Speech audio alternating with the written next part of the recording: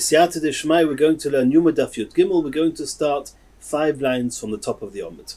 Says the Gemara, Rabbi Yehuda Omer Af Isha Acheres Maskinin Loi. This takes us back to the Mishnah on Daf Beis Omid Aleph. But the Chachamim said that they would set aside a substitute Kohen Gadol in case something happens to the Kohen Gadol. Rabbi Yehuda said, since it's important and it's ma'akav that the Kohen Gadol has a wife and his wife might die, so we have to separate and set aside a second wife in the eventuality that his wife will die. There'll be another wife for him, and so that at every given point he'll have a wife. Says the Gemara, V'Rabbanon nami hochayshi l'shema. The Rabbanon themselves agree that we have to take into account a possibility of a mishap, namely maybe the Kohen Gadol will become Tomei, and therefore we set aside a second Kohen Gadol. So if you're taking into account a shema, a possibility of a mishap, why do the Chachamim not agree that something might happen to his wife? Because the Chachamim actually responded to Rabbi Yehuda and said, if you're going to be concerned about his wife dying, maybe a second, third, fourth wife will die. So therefore we're not concerned. Well, you Chachamim are concerned that the Kohen Gadol might become Tomei. Answers the Gemara, Omri l'chorabonon tuma shchicha. Becoming Tomei is something which is more probable and more common. Either he'll become a Balkeri or an Amaoretz will spit at him and he'll be Tomei. Misa, however, concerning death, lo shechicha, that's something which is very uncommon, and therefore the Chachamim say, even though we're concerned about a Kohen Gadol becoming Tomei, and therefore we separate a substitute, we're not concerned about a woman dying. Continues the Gemara, Omru loi, im kein ein ledova soif. The Chachamim said to Rabbi Yehuda, if you're going to be concerned that one woman is going to die, maybe be concerned that the second wife will die as well. Asks the Gemara, Shaper ka'omru leil Rabbi Yehuda. They asked Rabbi Yehuda a good question. Why indeed is Rabbi Yehuda only concerned about the first wife dying and not the second one? Answers the Gemara, Rabbi Yehuda Amar Lacha, Rabbi Yehuda will tell you, Lemisa dechoda chayshinon. So that one person should die, one of his wives should die on Yom Kippur. That's something which makes sense, or at least we can understand that we should be concerned. Lemisa de tarti, but that both wives should die on the same Yom Kippur, that's so unreasonable to think that way. Lo chayshinon, we do not need to worry about that. V'Rabbanon, and the Chachamim, they say no. The Chachamim who argued with Rabbi Yehuda and says, for the same token, in the same way as one can die, two can die. If you're worried about one, be worried about two. Asks the Gemara of Rabbanon, Neimru inu lenafshayhu. The Rabbanon themselves, they said, maybe the Kohen Gadol will become Tomei, so let's set aside the second Kohen Gadol. Maybe the second Kohen Gadol will become Tomei. Like they asked Rabbi Yehuda, that if you're separating a separate wife, and then maybe a second wife, third wife, fourth wife will die, say the same to yourselves. If you're separating a second Kohen, maybe he'll also become Tomei, and you need a third or fourth or fifth Kohen. Omru l'chorabon, and the Rabbanon will answer you and say no. Kohen Gadol zorizhu. Death is not something which is in a person's control, it's all about probability. But when it comes to becoming Tomei, that's something which the Kohen Gadol should be able to control, and he's very aware of what's going on with him. And since he's so zoriz, therefore we do not need to be concerned that more than the first Kohen will become Tomei. Asks the Gemara, Izorizu, if he's so careful not to become Tomei, Loma maskinin Kohen acher, why do I need a second Kohen at all? A second Kohen Gadol, one Kohen Gadol will be enough. Answers the Gemara, no. Kiven da of dinon leitzara kolshkein is daris tfei. It's true. The Kohen Gadol will be very careful not to become Tomei, and therefore, even if you don't have a second Kohen Gadol, he'll be careful. However, if you make a second Kohen Gadol, and this Kohen Gadol knows if you become Tomei oy vavoy, your rival, the second Kohen, he's going to take your place. That's going to make the first Kohen Gadol even more careful to make sure that he doesn't become Tomei in any way. And just having a second Kohen in place, ready to take over, is enough to make sure that the first Kohen will definitely not become Tomei. Continues the Gemara. And now the Gemara is going back to the concept that we saw in the Mishnah, that Rabbi Yehuda says that we separate a second wife for him, that in case his first wife dies, he'll have the second wife. And as we saw them in the Mishnah, there's a pasuk that says, "V'chiper ba'adai u'ba'ad beisai," and beisai zu ishtoi, that at every given moment through Yom Kippur, or at least when he's doing the avodah, he has to have a wife. And therefore, in case his first wife dies, they have to set aside a second wife. Says the Gemara, "Umisagile b'takanta." Is it good enough that you have another woman on, prepared that in the event that the first one dies, he'll then marry the second one? Beisoy omar achmona v'hachlav beisoyhu. Just because you have a second wife that is prepared to get married to you, but that doesn't help. Now it's Yom Kippur and she's not married to you. It says v'chiper ba'adu ba'ad beisoy. Says the Gemara, no, the mekadesh lo. He actually married her. Then he's got that second wife. Asks the Gemara, but it's not good enough to do kiddushin till he didn't bring her into his home. Lav beisoihi. That's nisuin, not just erusin. It's not just kiddushin. It's got to be nisuin. Answers the Gemara, dukonis lo. No, that before Yom Kippur, he not only did kiddushin, he did nisuin to the second wife as well. Says the Gemara, so he's got like two fully fledged wives, not just one on standby, that she could be a wife. You mean he has two wives? Imkain havale shtei batim. In which case, then we know that beisoy zu ishtoi, a wife is called a home. He's got two homes, he's got two wives. Because the first one hasn't died yet, and let's hope she doesn't die. He's going to have two wives. Rachmona Omar, and the pasuk says, "V'chiper ba'adoi u'ba'ad beisoy," that his korban is going to atone for him and his home in single tense, one wife. V'loi ba'ad shtei batim, not two wives. Answers the Gemara, the hodem megarish lo. No, he married the second woman, he did nisuin, and then he divorced her. So now he doesn't have two wives. Says the Gemara, then the question comes back. He doesn't have a backup plan. If his first wife dies and the second wife he's married and divorced, he's again not got a wife, he's again not got beisoy. So how's he going to do the avodah? Says the Gemara, and this is a short answer that's going to take us a whole omud to understand. He gives her divorce with a condition. And this condition is going to make sure that at every given moment he's got a wife, not no wife, and not two wives. And we're going to have to understand that. What sort of condition is he? That means he's marrying the second woman, kiddushin and nisuin, and then he's giving her a divorce on condition. And somehow we don't yet know what that condition is, but that condition will make sure that whichever way you hold it, he'll always have one wife, not more and not less. And that's something which the Gemara is now going to slowly go through. And we're going to have 7 different cases of conditions until we come to the final one, which is what the Gemara intended right from the beginning. Just at this point, the Gemara is taking us through the stages to come to the final understanding. So the Gemara starts like this. D'omar lo. What was the condition? He says to the second wife, he says, Hareze gitoch almanos shetamuti, which means if you, second wife, are going to die, then the divorce that I'm giving you will be valid, which means then from before Yom Kippur, he married her before Yom Kippur, he gave her the bill of divorce, he gave her the get before Yom Kippur. He says, if you're going to die at any time during Yom Kippur, then this is your divorce from the beginning, from before Yom Kippur. That means from before Yom Kippur, you're not my wife if chances are that you're going to die. And let's remember that we said before that we don't suspect that 2 of them are going to die, which means that if woman number 2 is going to die at any point during Yom Kippur, then number 1 we take for granted that woman number 1 is not going to die. And he just said now that if she is going to die sometime over Yom Kippur, then we have to make sure that she's divorced from before Yom Kippur, because otherwise, all those hours till she dies, he's got 2 wives. So we have to make sure that he's got only 1 wife from the beginning of Yom Kippur till the end. So he says, yeah, no problem. If you're going to die, then from before Yom Kippur, you're divorced. You're not my wife. So now, if the second one is going to die, she was divorced from before Yom Kippur. He only had 1 wife, his first wife. If the first woman is going to die, then the second one is not going to die. And if the second one's not going to die, then the second one won't be divorced.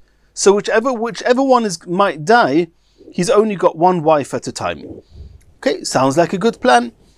Almanos Tamuti asks the Gemara, no, there's a problem with that plan. V'dilma loy maisi. Maybe neither of them will die. All he said was that if you, second wife, die, then you'll be divorced from before Yom Kippur. And what happens if the second wife doesn't die? He's now got two wives. So that if the first one dies, that's okay. But if the first one doesn't die, then he's got two wives at the same time. And we said before, you can't have two wives. And before we continue, Rashi and Tosfos and all the Rishonim here, they actually say that in each one of these 6 stages, before we get to the 7th and final one, the Gemara is going to ask a question. But a number of the questions are applied to other of the cases. That means the Gemara now asked a single question on this first example. This first condition that he tells wife 2 that if she's going to die in the middle of Yom Kippur, then she's divorced from the beginning of Yom Kippur. And the Gemara asked a question that what happens if they both don't die, we have an issue. Now there are other questions to be asked on this scenario, and the Gemara chooses one of them. But a number of the questions that are going to be addressed later could apply according to other Rishonim, Tosfos and the other Bali Tosfos, Tosfos Rishonim, and others ask right through the Sugya, and they point out in each case all the other possible questions the Gemara could have asked. Either way, that's the question the Gemara asks here.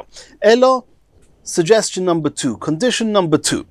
The Omar Lo, he says, we're talking about that he says to wife number 2, Hareze gitoch, this is going to be your get, almanos sheloi tamuti. If you don't die at all over Yom Kippur, then this will be your get. And then there's a few words here which some say don't belong in the Gemara. But let's first speak out. How does this condition work? He said, if you don't die, then you're divorced from the beginning of Yom Kippur. And then the 2 options are as follows. If wife number 2 is going to die, then wife number 1 will be his wife. And if wife number 1 if wife number 2 is not going to die, then she'll be divorced. And again, wife number 1 will be wife. That means he's got 2 wives here, and the second one, either way, is not going to get in the way of the first one, because either the second wife is going to die, and then she's not applicable, or she's not going to die, and then she'll be divorced. And either way, the first wife is going to be the wife, is going to be Beisoi. That's the suggestion of the Gemara. Iloi Meisa, if the second wife is not going to die, then he's divorced her. If she does die, he's got the other wife to be his wife. Says the Gemara, but this option doesn't work either. Dilma hi loy mesa v'havyele gito dahai gito. What will happen if the second wife doesn't die?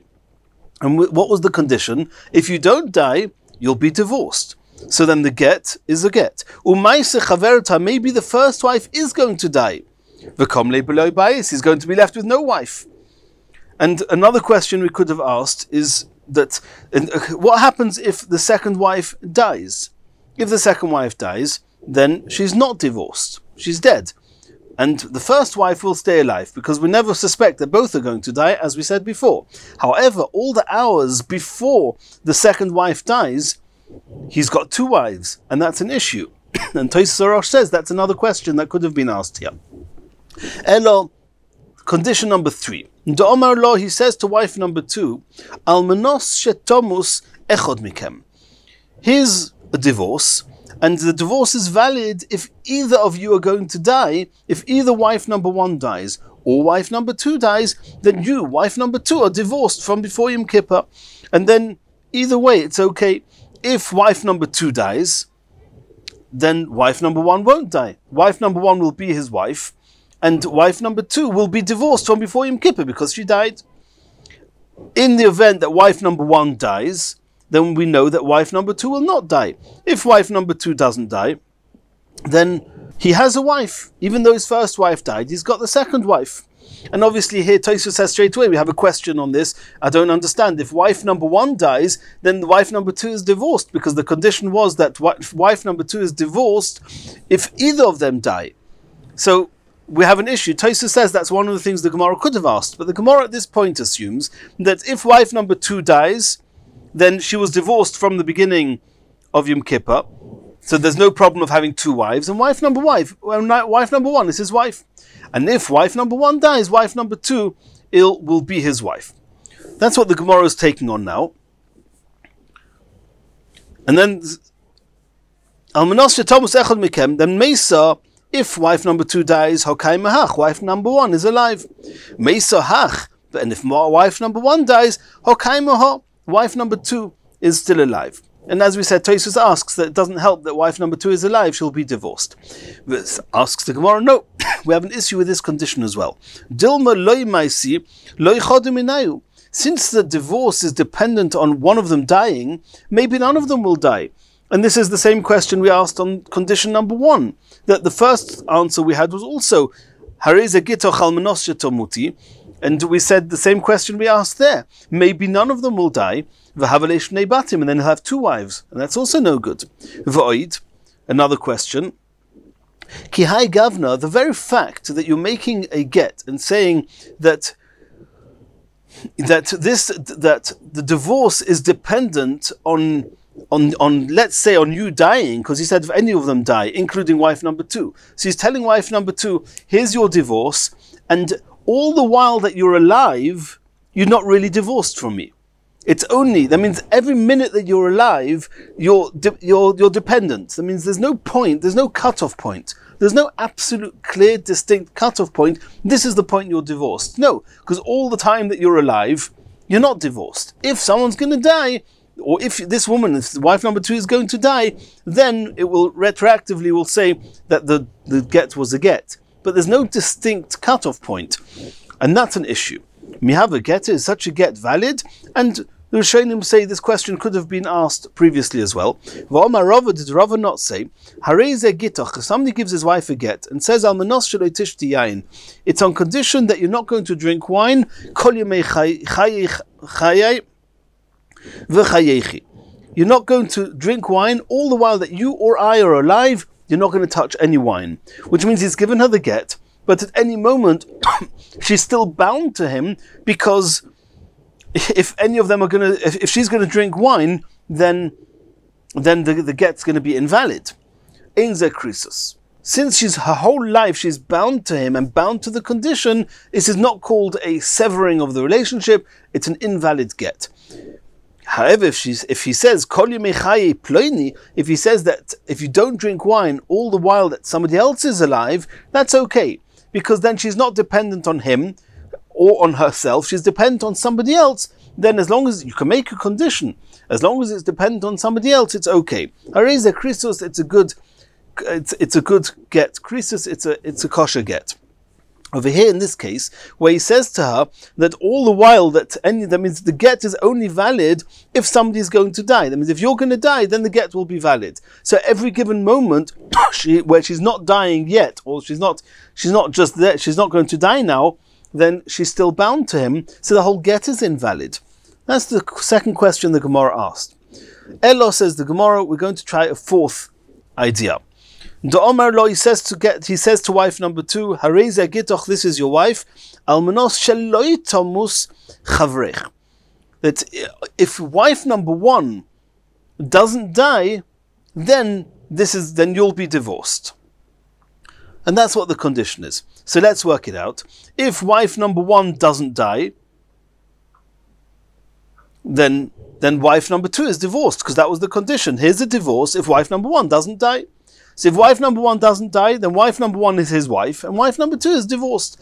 If wife number 1 dies, then the divorce of the second one isn't a divorce, and the second one will be his wife. So if wife number 1 doesn't die, migarasho, then wife number 2 will be divorced. He has only one wife now, it's okay. And if wife number 1 dies, wife number 2 is alive. Again, he has just one wife. Says the Gemara, I have an issue with this. Maybe wife number 1 is going to die when? Bepalga da avoid, in the middle of the avoid, in the middle of Yom Kippur. And then, And then it will be retroactively, it will become clear. The gito dahai lav gitahu. Then the divorce of the second wife is not considered a divorce, because the condition was that the divorce of the second wife is only if the first one doesn't die. And now she did die, the first one, so the second one's not divorced. Then all the while that wife number one was still alive, he's got two wives. So if she stays alive the whole Yom Kippur, then that was the condition, then wife number two is divorced. But if she's going to die in the middle of Yom Kippur, then wife number two is not divorced. But all the while that the first one was still alive, he had two wives, and that's an issue. Elo, we're going to try number 5, condition number 5. Elo de Omar lo, he says to wife number 2 as follows. Hareze gitoch, this is a divorce, a get. Almanos shetomus chavrosech. If wife number 1 dies, then wife number 2 will be divorced from before Yom Kippur. And then you just asked a question on condition number 4. What was your issue? That if the wife number 1 dies, then all the while that wife number 1 was alive, wife number 2 was a second wife, and that's an issue. No, we've taken care of that now. We said that if wife number 1 dies at any time, then wife number 2 is going to be divorced from before Yom Kippur. And that way, at least regarding this issue of having 2 wives, we've taken care of that. That's how it would seem from the basic reading of the Gemara. Asks the Gemara, okay, very good, you've taken care of the fact that there's not going to be 2 wives, but then there's no wife. V'dilma maisi chaverta, maybe wife number 1 is going to die. V'havele gita dahai gita, and then the get of the second wife will be valid. V'komle b'loi bayis, and now he's got no wife, no bayis, and that's also no good. That's how the basic, the Pashtus reading of this Gemara. Tosfos has a bit of a different explanation here, but that's the Pashtus here. Elo says the Gemara, the megarish lo letarvayu. Now the Gemara is going on to case number 6. We have to change our tactic. Well, remember the Gemara said before on that first wide line, it must be that he's marrying the second woman and divorcing her with a condition, because if he divorces her just like that, there's no point. So we need her in case the first wife dies, but we have to make sure that she's not there if the first wife doesn't die. And if the first wife does die, we have to make sure that the first wife was not there till she died, because otherwise till she died there was 2 wives. That's what's going on here. So we couldn't find any condition that would fit that bill. So the Gemara says what we meant before by making a condition, he actually gives a bill of divorce. He gives a get to both wives and he makes a condition with both. That's what the Gemara means. Elo de megarish lo letarvayu. Lechoda omar lo, to one of them he says to wife number 2, Hareze gitoch, this is going to be your get. Almanos sheloi tomus chavretech. That means if the first wife is not going to die, this is your get. Because if the first wife doesn't die, the second wife is only getting in the way, then this is your get. And to wife number 1 he says, Hareze gitoch, this is your get. If you don't go into any shul over Yom Kippur, then this is a get. If you go into a shul, then that means if you don't go into a shul, this is a get. If you go into a shul, then there's no get. Okay. And what have we gained with that? So then let's work it out. If the first wife is going to stay alive, then the second one is divorced. Okay. But if the first wife is not going to die, then she's also got a get in her hand, and the get is a get if she doesn't go into a shul. So as soon as it gets to the end, right at the end of Yom Kippur, and wife number 1 says that there's no chance there's no real reason to assume that, and there's no time really left for the first wife now to die, because if the first one dies, then the divorce of the second one is not valid.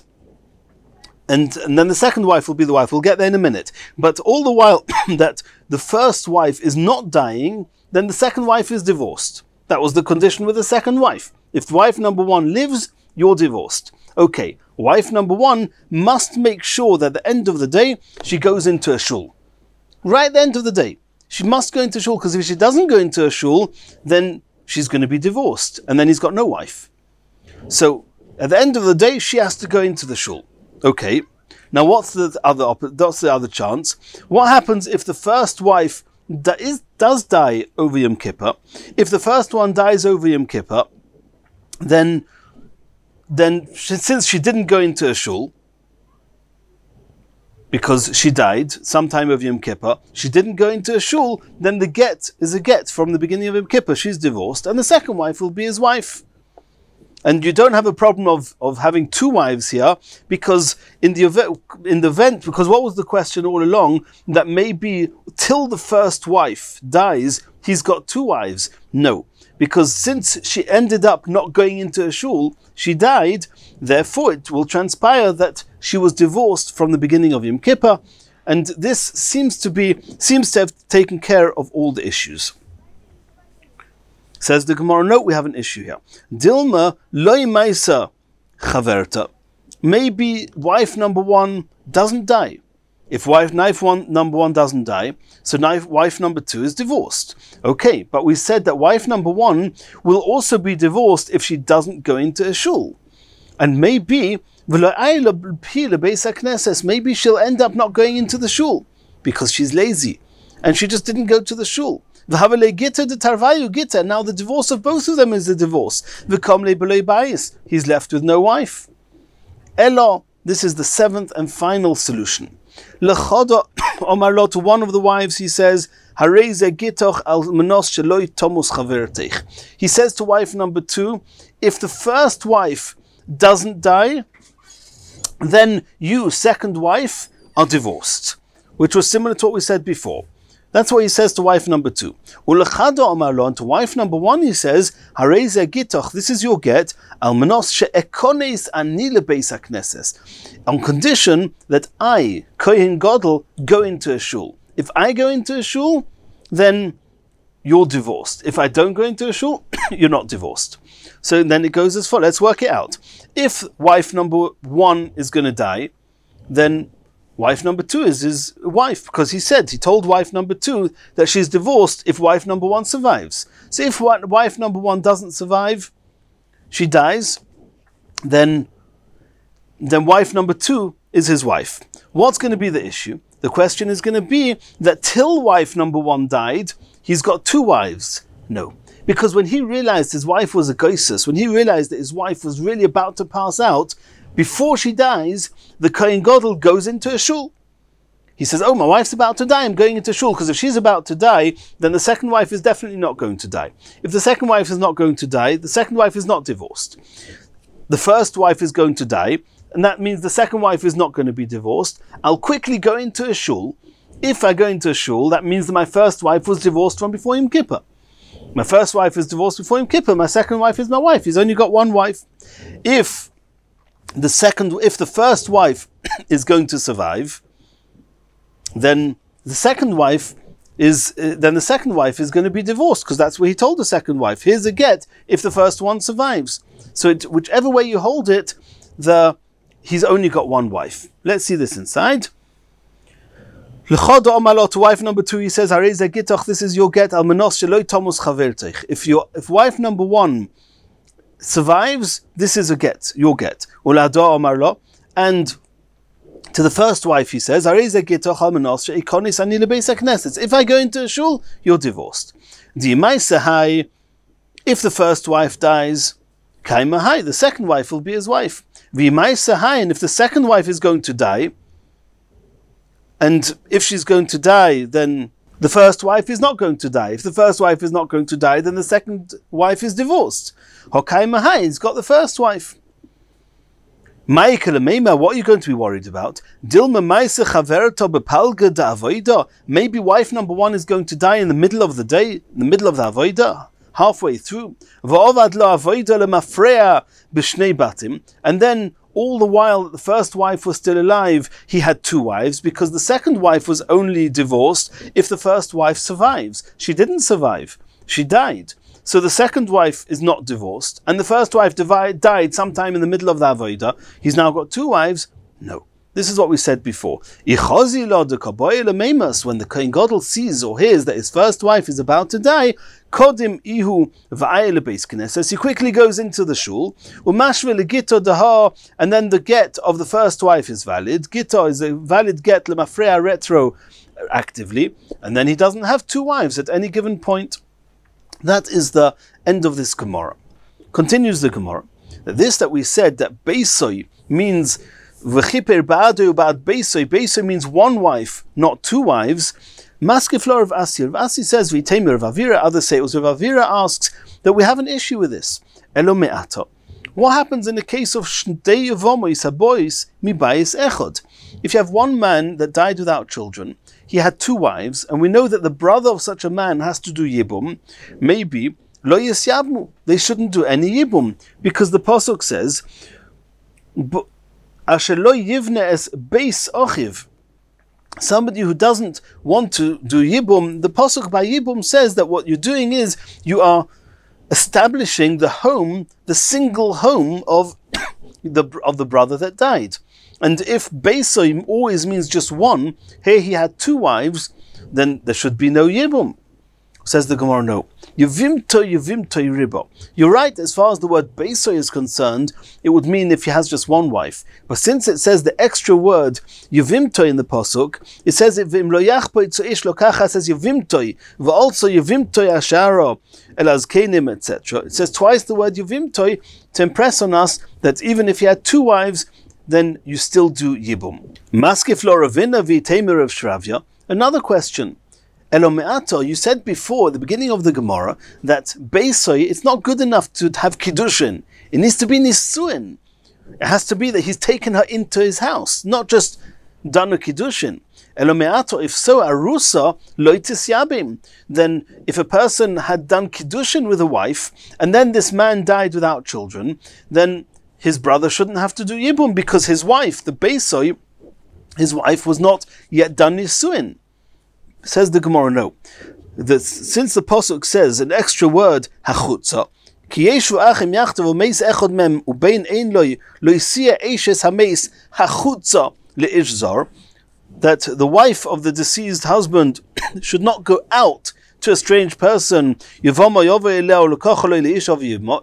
mitzvah of Yibum. The extra word hachutza, the rabbi says harusa, that even an arusa should has to do Yibum. Continues the Gemara. Tonu Rabbanon.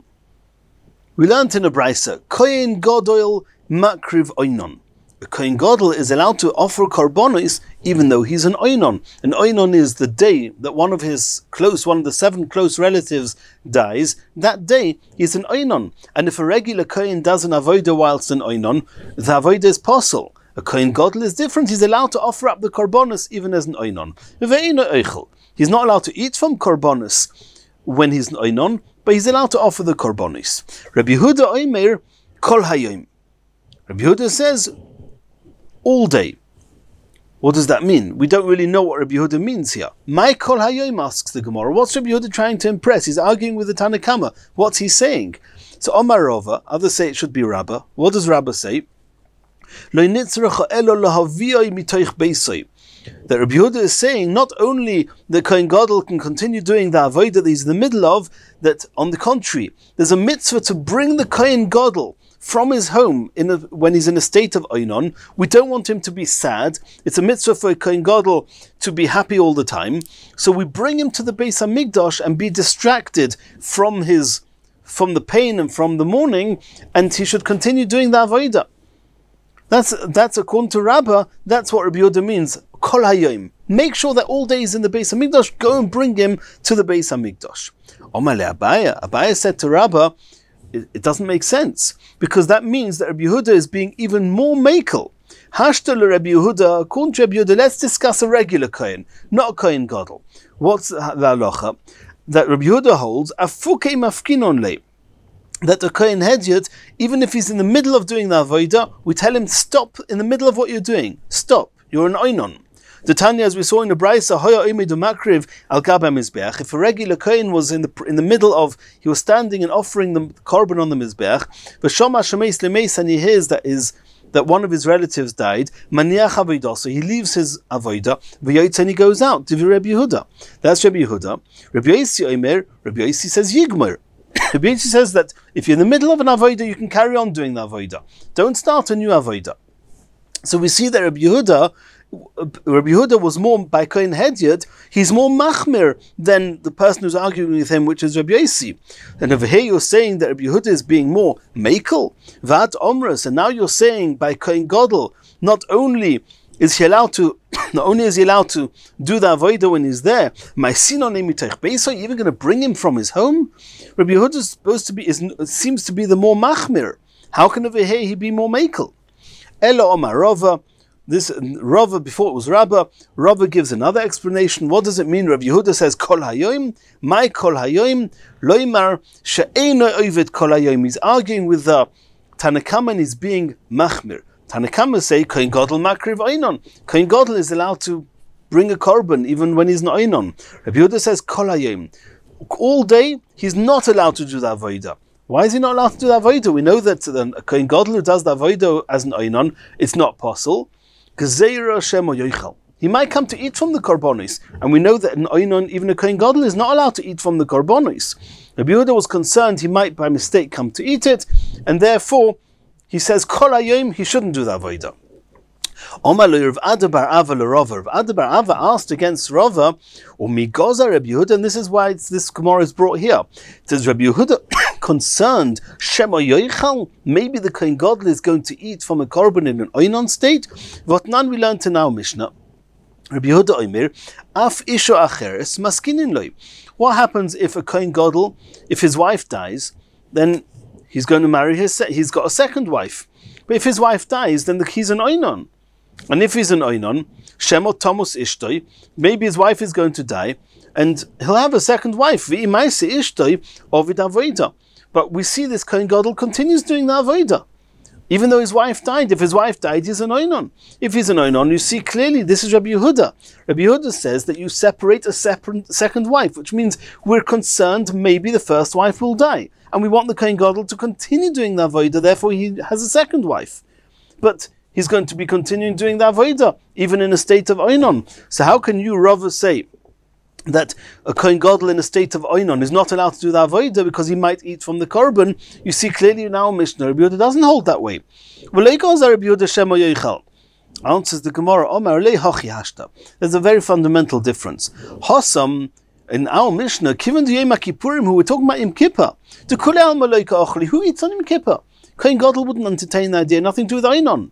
You don't eat on Yom Kippur. Even if he's not oinon, of course he's not going to eat it Yom Kippur. However, in the case of the oinon that we're speaking about here, in the brisa of Kohen Gadol sheikriv oinon, Kohen Gadol makriv oinon, to kule alma ochli, everybody else is eating, it's not Yom Kippur. He may come and eat, and therefore Rabbi Yehuda says, make sure you don't do the avodah, so you shouldn't by mistake come to eat. Asks the Gemara, I